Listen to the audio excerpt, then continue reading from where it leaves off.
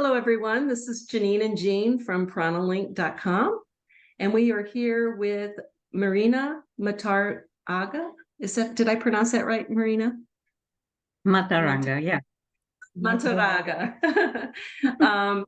Marina is a guest blogger for us at Pranalink.com. And recently, she and I were just catching up and talking about how much we enjoyed the June 24th webinar put on by Lisa Wilder, which was a topic about healing from burnout. And one of the things in that webinar was the emotional freedom technique, known as EFT. And Marina was telling me why she thought EFT works. And I thought it was very interesting discussion and something that would be a really good educational video for us to pull together for our audience. So thank you, Marina, for volunteering to go over this with us. And we're going to do kind of a question and answer format. So my first question, Marina, is what do you think lies behind EFT and why is it so effective? So traditional Chinese medicine is what lies behind EFT, and that teaches all about the meridians, and it's the foundation for acupuncture, acupressure, EFT, and massage that they do under the Chinese medicine. And it's based on an understanding of our energy body and how it flows. So what you see here, Qigong is the name for Chinese medicine, and it's also the name for a number of forms that in China through the centuries they did as exercises. So form is body postures, and that carries the name Qigong. And today mostly we know Qigong as that set of exercise postures, but it's also the name for Chinese medicine. And the symbol for it is a pot of rice that is steaming. So you show the different elements, the earth element and the heat and the air and the water all together and produce the cooked rice. So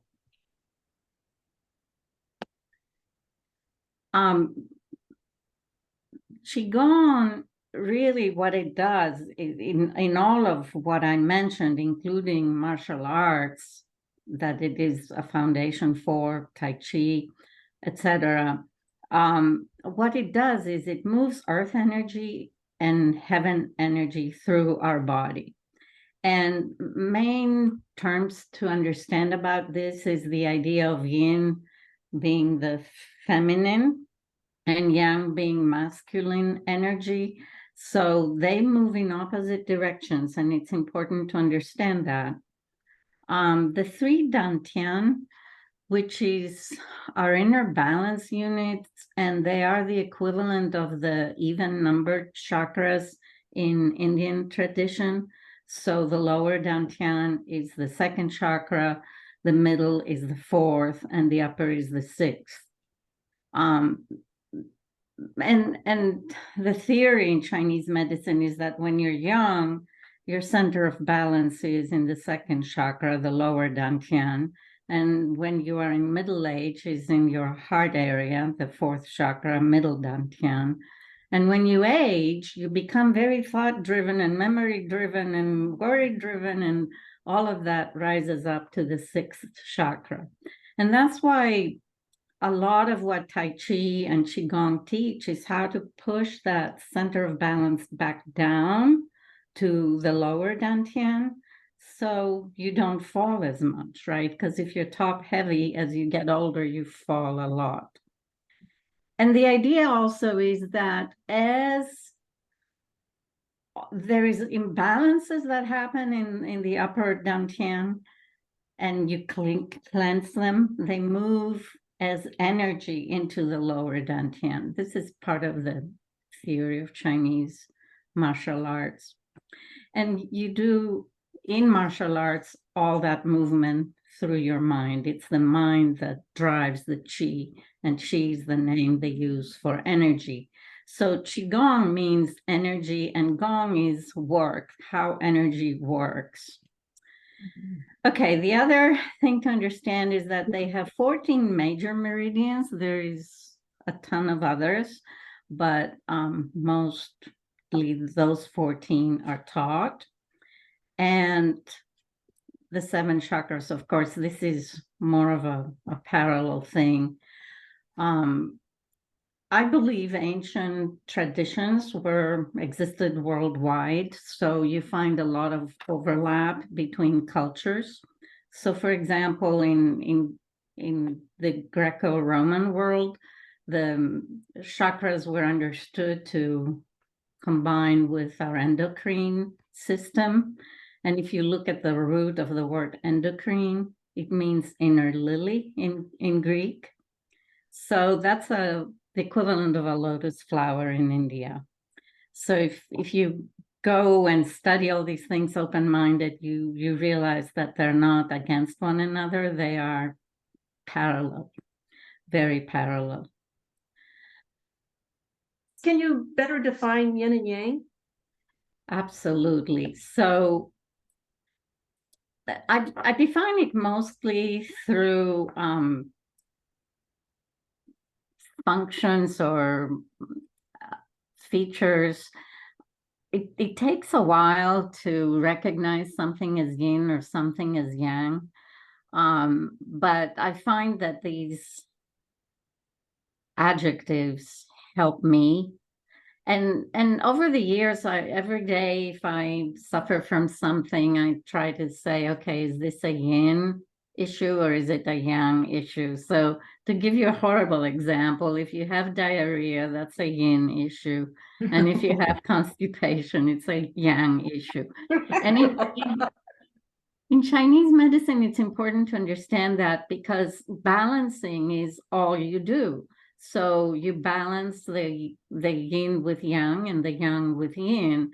Now they also balance the 4 elements, and I'm not getting into that at all today.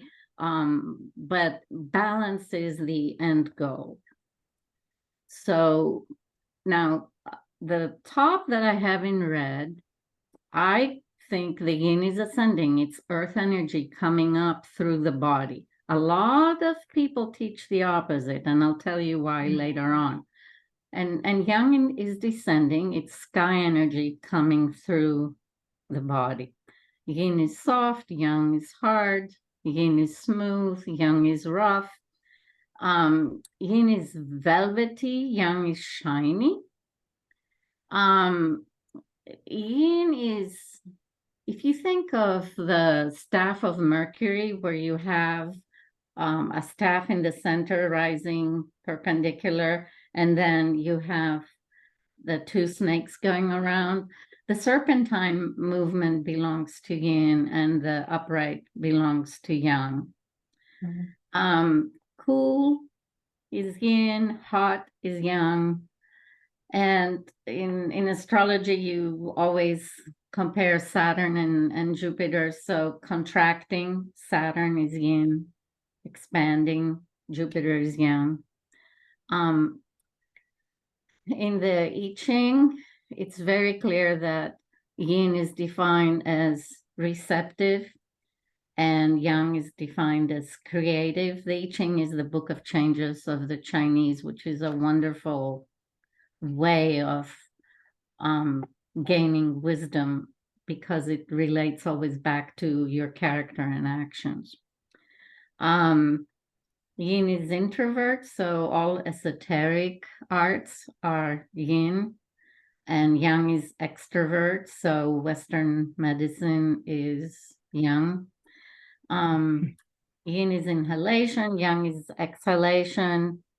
In ancient Greece, yin is wisdom, Sophia is feminine, and yang is logos, which is masculine. So you can think of Sophia is our fifth chakra, wisdom, and Logos is our third chakra, understanding of experience. And in the elements, earth and water are yin, air and fire are yang. And that carries into astrology as well in multiple systems. Very interesting. Can you also describe meridians more? Yes, absolutely. So what are the meridians? They are channels through which the energy of the universe animates our life body. So a good parallel, because people say, well, is it the nervous system that carries the meridians? No, the meridians are invisible. They can be felt only as different types of energy or different types of holes or blockages or bumps on your body, but they also go deep inside the body. So a very good analogy is if you think of the nervous system as plugged in energy that moves electricity from the brain to the body.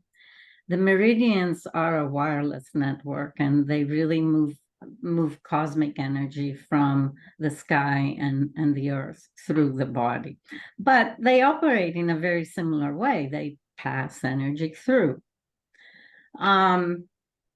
So, and this energy, it goes as it goes through all the meridians, but there is always a meridian that is in focus for about 2 hours of the day. And Chinese medicine relies on that, especially for diagnosis. So they will, if you go to a Chinese doctor, they will ask you during what time does this symptom occur the most, right?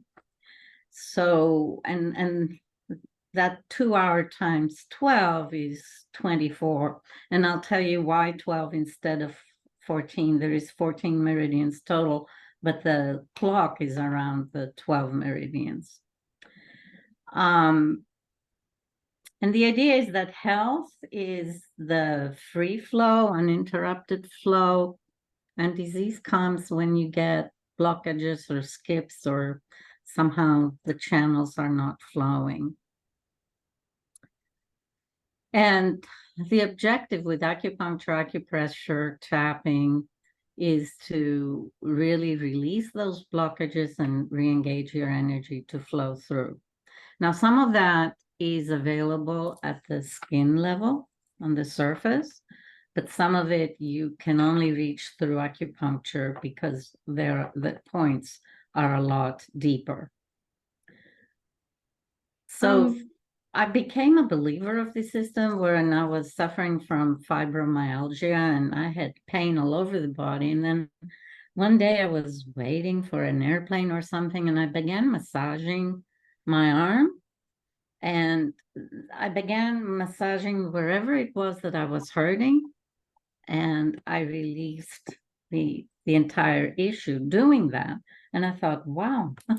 And then I bought a book on massage, acupressure massage, and I'm not certified in any of this. It's just sheer interest to understand how it works and use whatever resources I can reach into. And now with the internet, you can reach into a lot. Yeah. Where do blockages occur? So blockages can occur anywhere where you move from one acupoint to another. But I guess the most serious ones are when a channel ends and it needs to start the next channel. That is the most captivating point for a blockage to occur. But they could occur anywhere. And the idea is if you, let's say you go down your arm and you look for what point hurts, massage that point. You have a blockage there if it hurts. And massage means, go with your thumb circular on it till it goes. I grew up in Greece, and it was like, if you hurt, don't touch it. It's the opposite. Hurt, push it out. And you need to push it out, starting with the fingertips and then move up.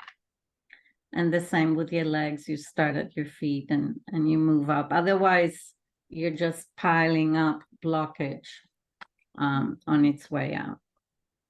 Meridians, they flow the masculine down from the sky, and it's always the same pattern, right? If you think of your arms upright, you need to have your arms raised to think of this as descending.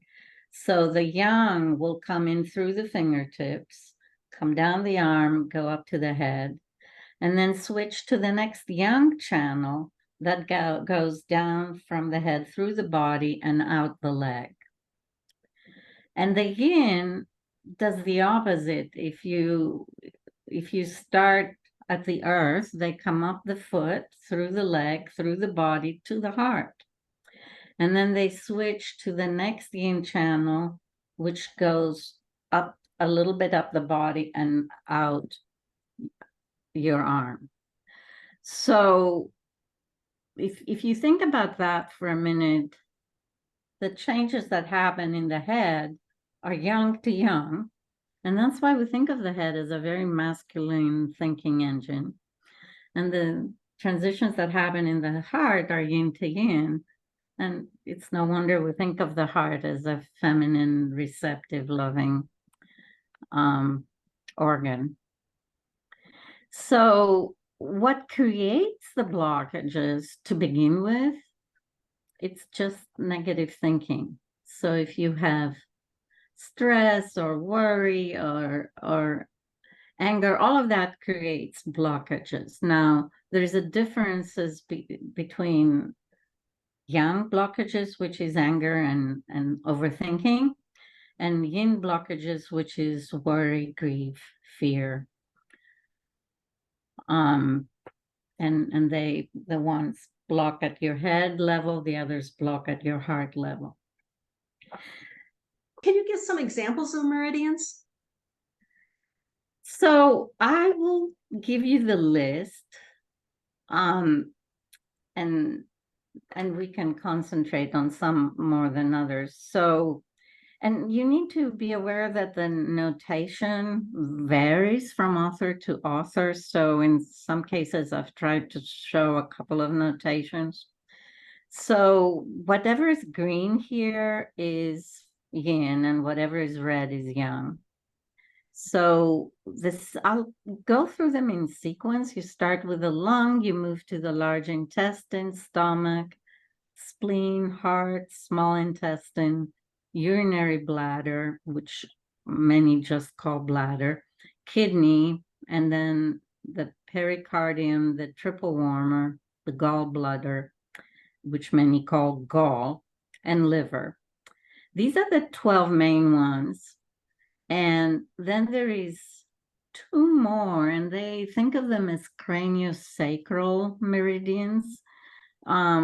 So they start from whatever our saddle point is, and the yin one comes up the front, and the yang one comes up the back. The back is called the governing channel because it goes up our spine, and our spine is our governing organ, if you want, both for uprightness and morality.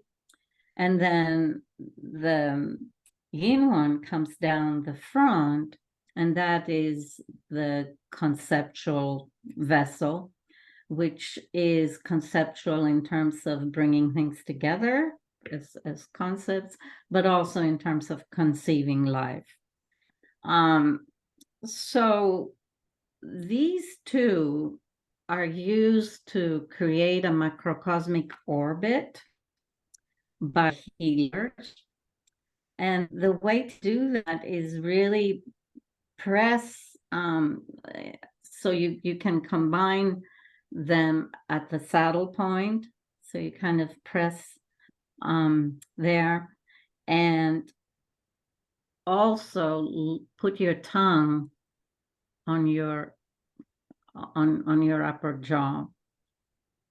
touch the top of the mouth with your tongue. And the reason is that the governing channel comes down to the top of the mouth, and then the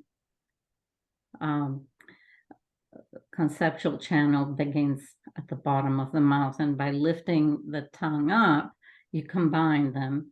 And then if you do Reiki or any of these healings, you need to be rotating them so the conceptual comes up and, I'm sorry, the governing comes up and the conceptual moves down. And this is why a lot of people will say, well, yang comes down and yin goes up.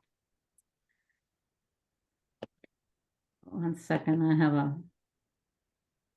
I don't know if so this is called the microcosmic orbit, and it's very important to do this rotation because these two channels connect to all the other channels. And that way, when somebody does healing, whether it is through the hands or other method, they empower the energy to go through their body into the person they're working on. Interesting. Do the meridians control the organ that they're named after? Not really. I mean, I think you will get a yes and no answer from an acupuncturist.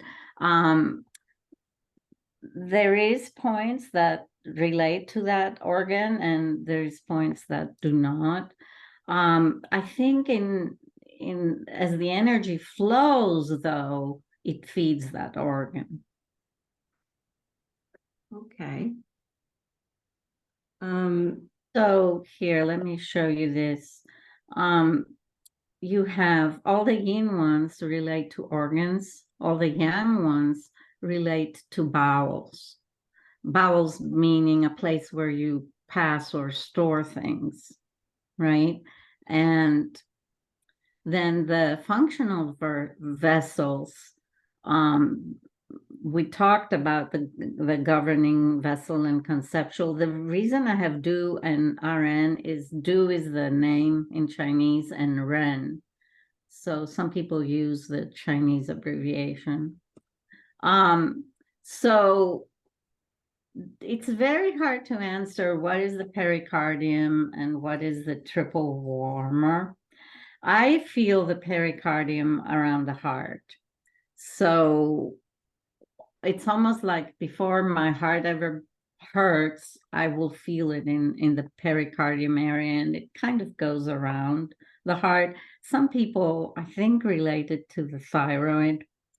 The triple warmer, I think of as the 3 dantian, that it affects those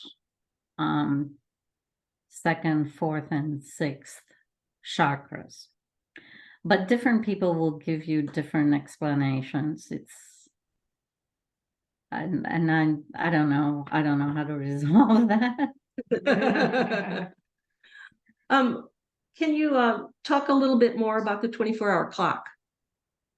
Yes.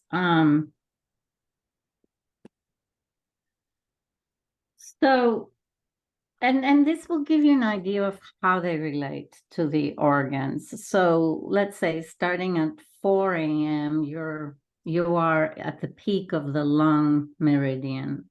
And very often you will wake up and you will need to blow your nose, or you will feel your sinuses messed up. It's a breathing time, or whenever the lung meridian activates is when you need to cleanse out your breathing passages. So you often wake up at 4 or 5 o'clock feeling that need.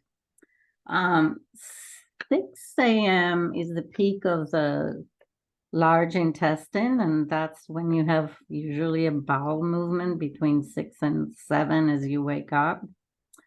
Then next at 8 a.m. it's breakfast time, so you need to fill your stomach, and on that way. I mean, Heart attacks mostly happen at noon. Why? Because that's the time that meridian is clearing out. So it's not all that easy to work with that clock, but when you become a practitioner in Chinese medicine, you really depend on it. How does the qi travel through this clock?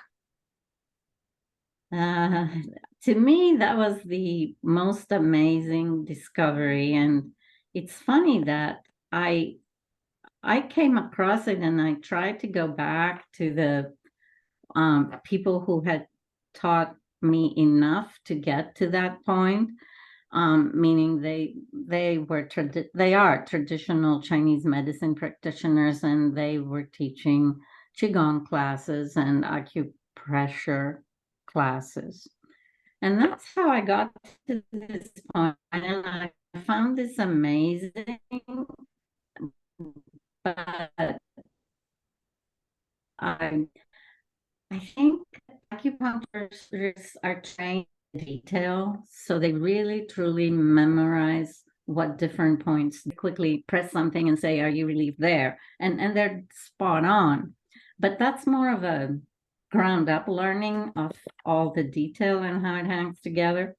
But if you look at the macro of this phenomenon, I found it very interesting because I found that there is a wave pattern. So think of it as 3 major waves that we go through in a day. And they're all very similar in the sense that, let's say, you start them at the heart with the lung meridian the same way as the clock, right? So if you start at the heart, and I don't know, can you see my arrow here? Yeah.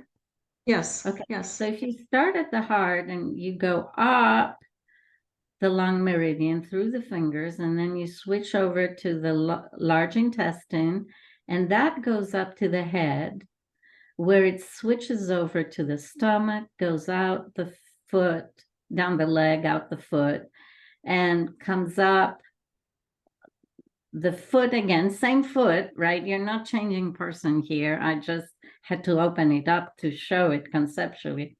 You go up the leg as the spleen meridian to the head. I'm sorry, to the heart, where you switch over to the heart meridian and you go up the arm.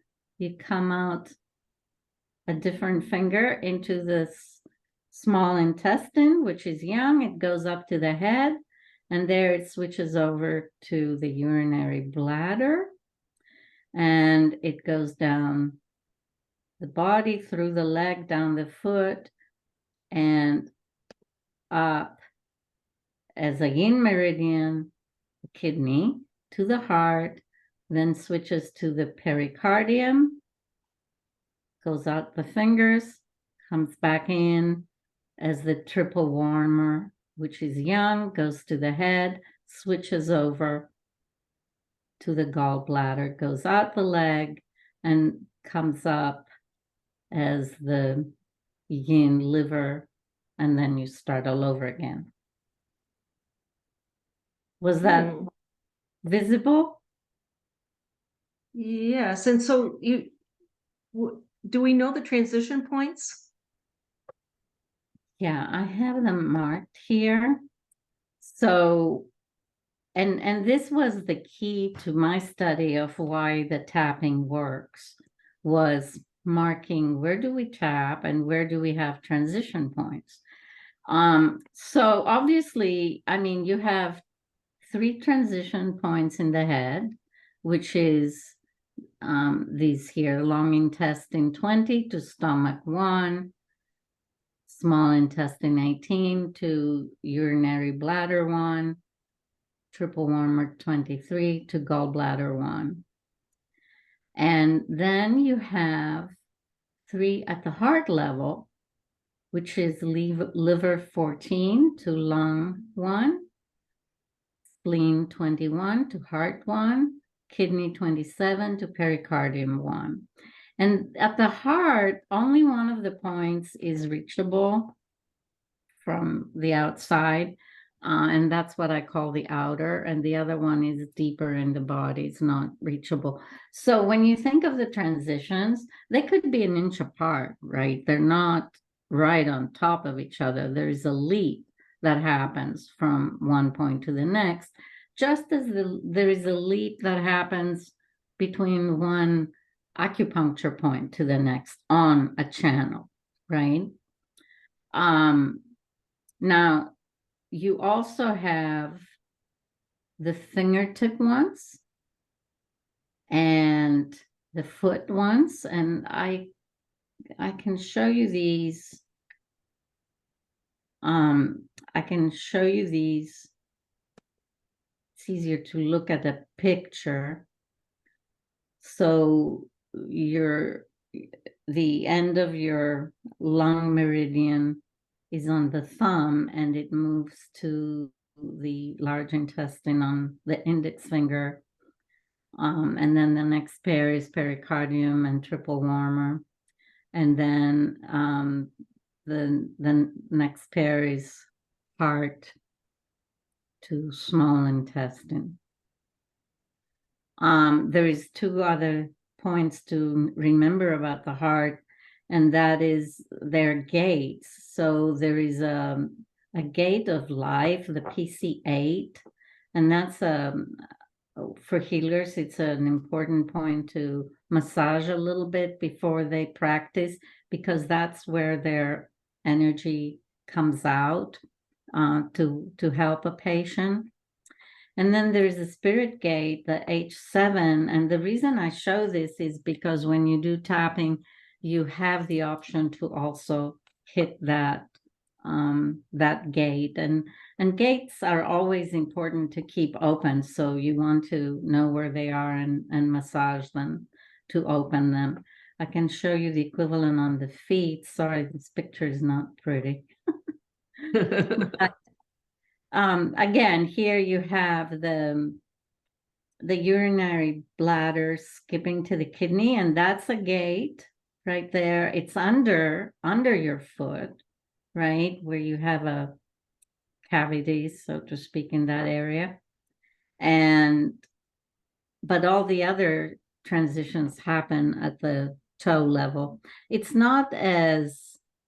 The foot is not as tidy as the hand. I don't know why. It kind of, you can see this picture. It's not from one toe to the next. It's more elaborate. And tapping doesn't deal at all with these transitions.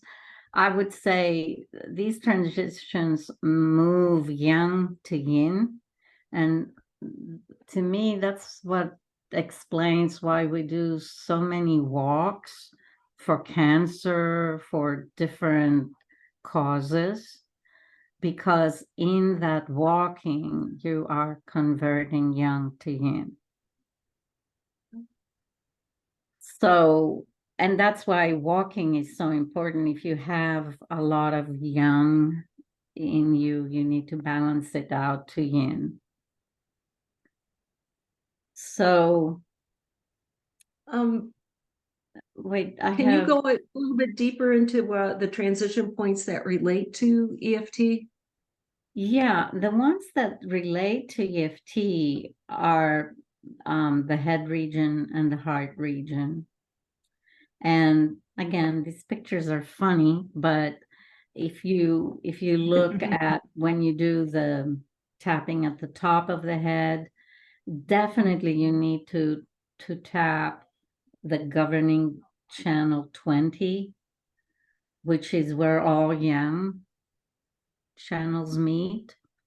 And that is at the top of the head, but you can tap further back to where the babies have a soft spot, and then further front, and you're just the governing channel getting some liberation of blockages is very important, and a big area where that happens is the top of the head. Then you can see where you tap on the, I thought I had the brows. I don't have the brows on this picture. But the temples and under the eyes, and then the under the nose and on the chin. So 3 of these are young to young transitions. You see where the triple warmer becomes gallbladder on the temples, and the small intestines moves to urinary bladder under the eyes, and the large intestine moves to the stomach, and that would be under the nose, but also a little bit on the side of the nostrils right here. Yeah. And then you're addressing also the beginning point, the end point of the governing channel and the end point of the conceptual channel as you tap there. The heart region ones, think of this, I drew it as the heart. I didn't know how else to draw it, but think of it as, you know, under the collarbone, all the way to under your armpits. That's where the H1 is right under the armpit, and then the SB21 is a little lower. So they're kind of in a row in your chest area, and you impact them as you do the breastbone tapping and the under the armpit tapping. Okay. What are the acupoints being tapped on?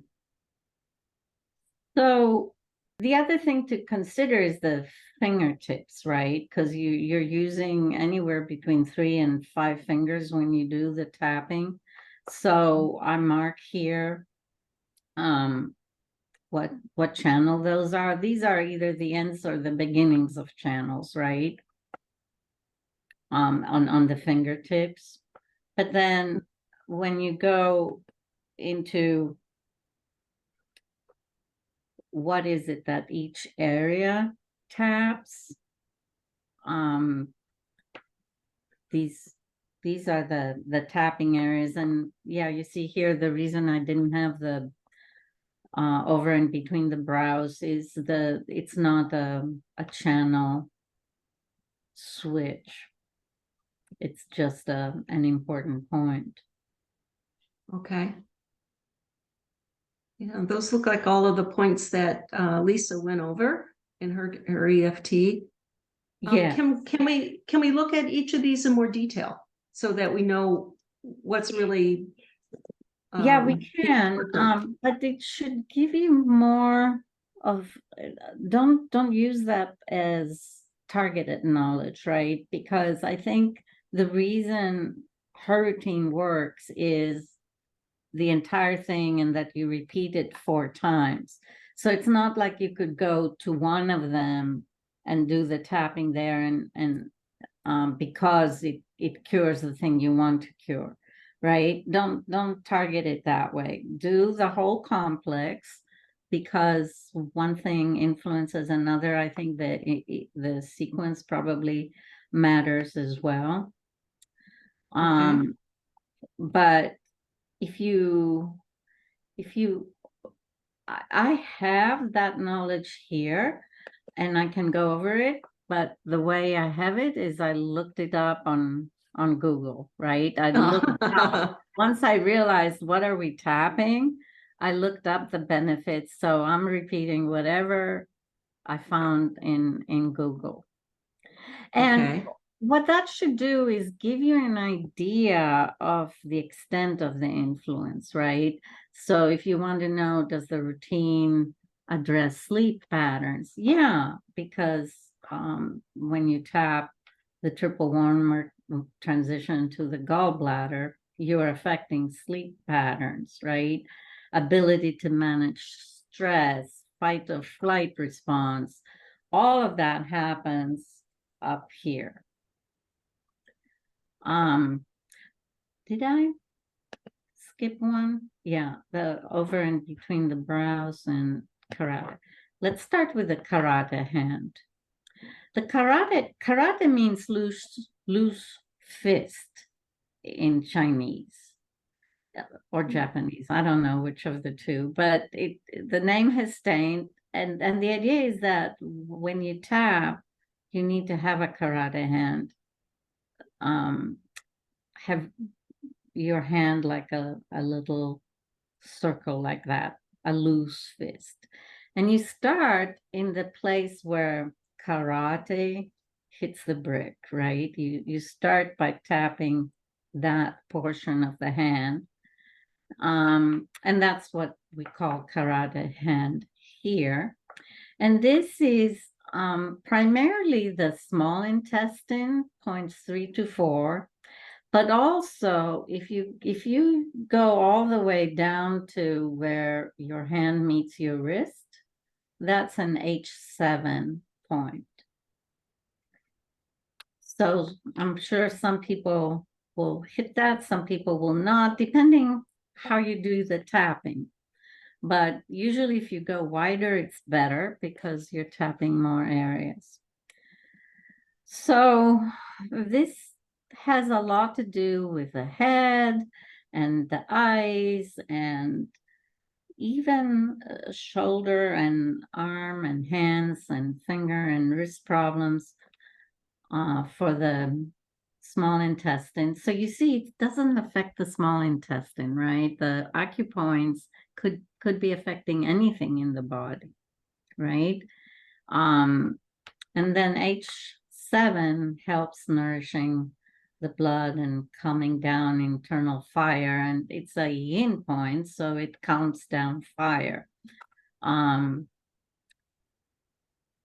So you see the range. Now, this range is totally true for acupuncture, partially true for acupressure, because you cannot reach as far with acupressure, and partially true for tapping, because all you're doing is surface tapping, right?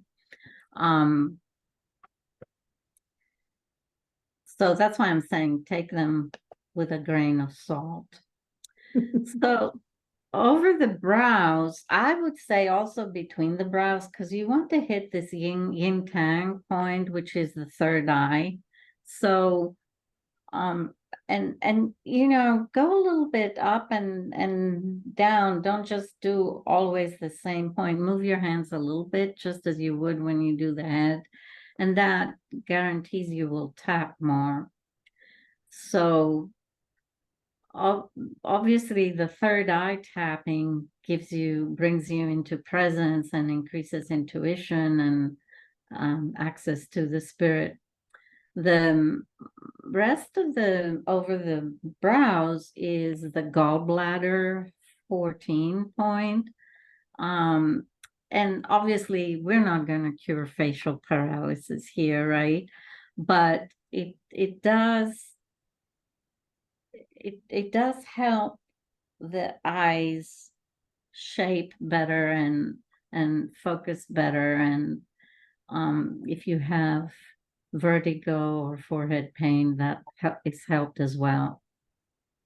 Temples by the eyes, triple Warner to gallbladder, and Tai Yang point, which is a little further back.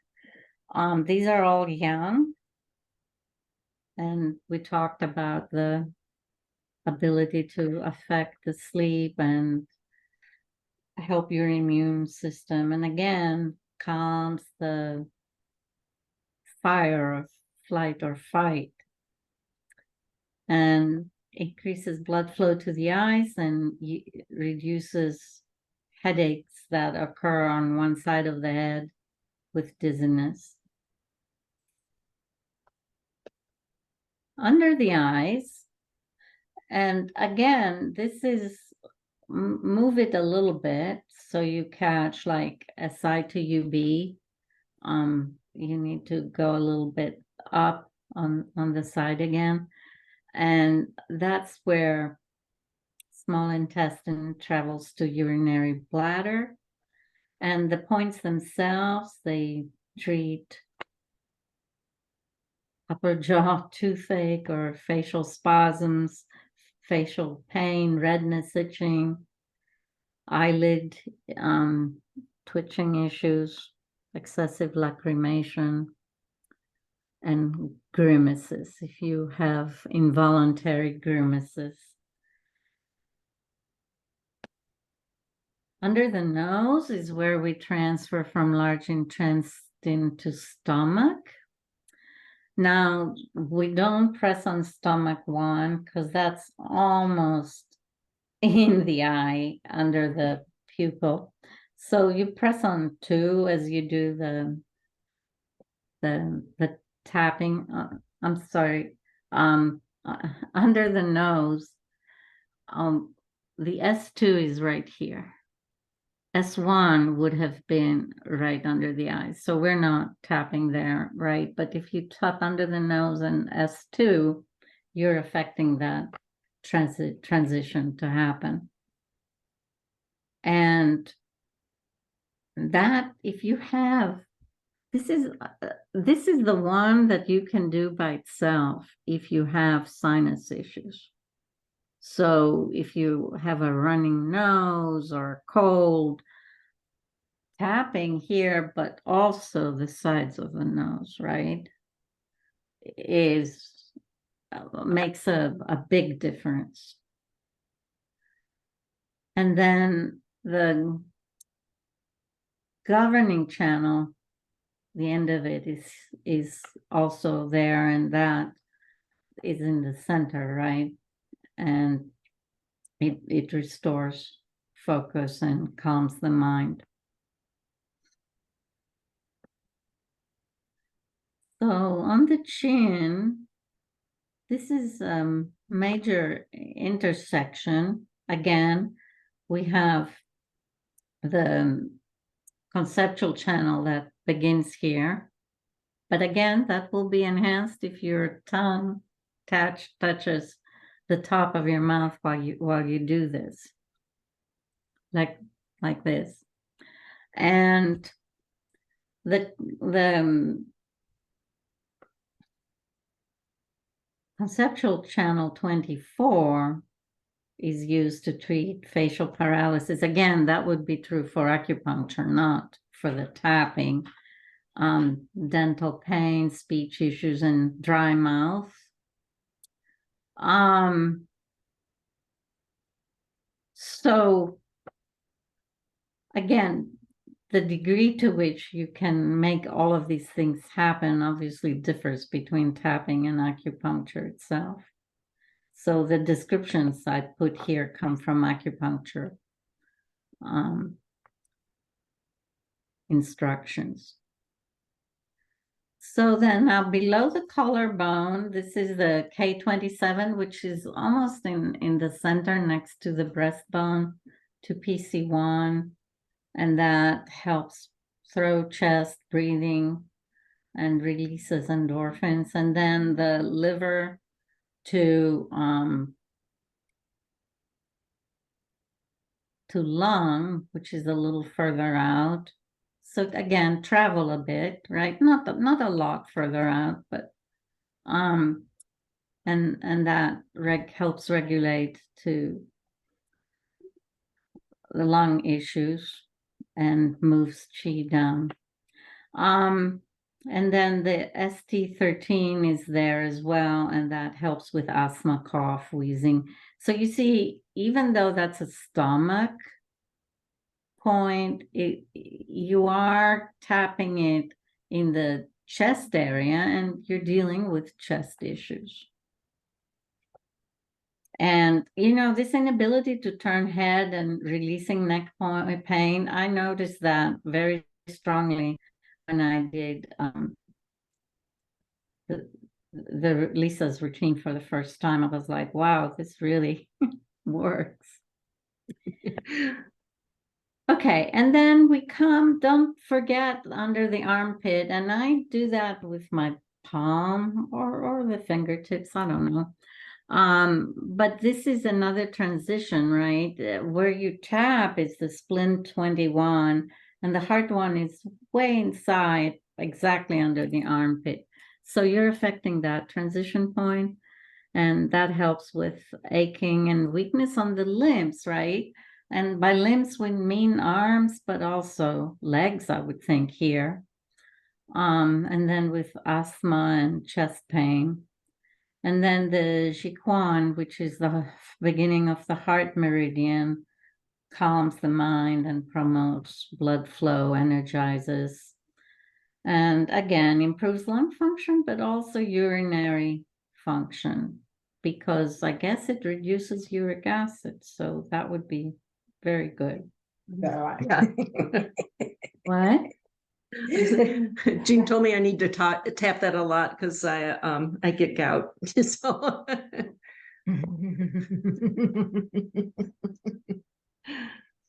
Yeah, and I don't know that it means to tap a lot, but it really make it, it's part of the routine, right? Yeah, I wouldn't, right, I exactly. wouldn't emphasize one point over another, other than the nose I told you for running nose. I Yeah. would just do the whole routine. That And was a then, good reminder. Thank you. because it's, again, you don't want to move the blockage somewhere else, right? That's Yeah. why you need Yeah. to do the whole routine. And then you end with the top of the head. Why? Because these are all the yang points. And you know, explore on your head. Don't just do one point. Definitely do the top, which is the Bahui governing 20. And that's where it's the meeting of 100 pathways, they call it in Chinese. And that's where all the yang meridians meet. And then that point helps headache, dizziness, eye pain, excess yang. And excess yang will affect the liver faster than anything else. So if you have hurting liver or liver fire, it helps. If you go further front, you have GV21, and that's for headaches, migraines, blurry vision, and swelling in the face, maybe even movement issues, and for people recovering from stroke. And I will tell you, when I had my husband do this technique, he had a stroke back in December, and he had all these daily constant headaches from that stroke. And we did the routine because, I don't know, he had a bad headache or whatever at that moment, but the constant headache stopped. I cannot have him do it again. It's like voodoo to him, right? But we did it because he was in so much pain. And since that day, he doesn't have the constant headaches anymore. It's So wonderful. it does work. And then as you go further back and further front, you can affect even more areas like nasal issues or headaches and vertigo. When I learned EFT a lot, they always there's things that you say, you know, what the problem is, and then something to release it. How does that correlate? You know, is that the emotional part of it, or is that the, you know, I always sometimes look at things as the physical, mental, emotional things, you know. So why sometimes the mantras you could say with it? So I don't know why they called it emotional freedom, but if you think what I said earlier about where all the channels meet, right? And that's the same place where we get blockages from thoughts or emotions. So your thinking creates yang blockages, and your emotions create yin blockages. So in that sense, it makes sense they call it that, because most of what it treats is the head region and the heart region, to release whatever you put there through negative thinking, and whatever you put there through emotion of fear. So I don't work with mantras myself. I have worked out a system, a balancing system that is also influenced by the Judeo-Christian tradition, and I call it the four baptisms. And it's really, in all its simplicity, is that if you feel intense pride and superiority over another, you need to switch that very quickly to reverence, or it will become a problem. If you feel grief and victimization and all of this kind of feeling, you need to shift them to thankfulness so they don't become a problem. If you feel fear, you need to switch that to faith in yourself, faith in your uprightness, faith in your inner divinity. And if you feel anger, you need to switch it to forgiveness. And these are the four baptisms. The first one is the fire baptism that I talked about, where you turn your superiority into reverence and service, right? The second one is the earth baptism, where you change your grief to thanksgiving. And if you think about it, the Christian Mass enacts that, right? Because you take your grief for the passion of Christ. And what do? You have the Eucharist, which means thankfulness, thanksgiving. Eucharist in Greek means thanksgiving. So you change the grief to thanksgiving for the sacrifice of Christ. Don't keep it as grief, because it pulls you down, right? And then the water baptism is where you take fear and turn it to self-confidence and faith. How does that relate to the water baptism? What happens when you're baptized? You're given a first name. So you're pulled into your individual being, away from your family and race and whatever blood relates you to. You're pulled into your atomic I am, which is your spirit essence, not your blood essence, right? Through the first name, through giving the first name. And that, if you use that in uprightness, you increase your I am essence, and you move into your faith, not of a God out there that will come help you, or Jesus or anything. Faith in your own divinity, in your I am. Whatever I am is now within you. And I always wondered, why water? Why water? And then when I watch my plants now in the heat, how they droop over from the heat, and you give them water, and what do? They stand upright. It's like the water makes them stand, which is strange, right? But there is a correlation.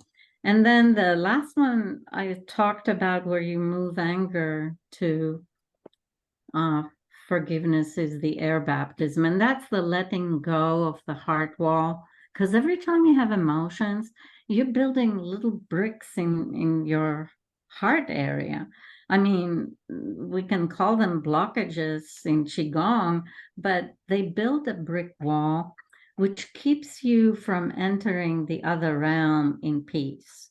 Because when you enter the other realm and you have all this brick wall, what you see in it is the negatives of all the emotions you have stored there, which can be monstrously scary. And that's why you need to open that heart wall in order to be able to pass through the heart. So, but that's a topic for another day, right? That sounds wonderful. We'll have to schedule a time for us to go into that in more detail, because it was very, very fascinating. Thank you so much for doing this with us, Marina. And we're going to post your PowerPoint in the blog section of Pranalink, so that people can maybe start commenting and we can get a dialogue going on this, if that's all Okay. right with you. Yeah, that's all right. Just make sure you post the last one I sent with the questions, because I Okay. added some color and maybe added a slide where you go through all the different meridians to show the connections. Okay, fantastic. And also for all you looking at our video, we will post Lisa Wilder's webinar from June 24th that kind of spurred this discussion so that you can participate in that as well. And Lisa has also agreed to doing another free webinar on September 30th. We'll post a link to where you can register for that. And she also, Lisa Wilder, also does one-on-one sessions, and we will post a link so you can have one-on-one sessions with Lisa. And again, Marina, thank you so much. We really enjoyed this. Thank you so much. Bye-bye.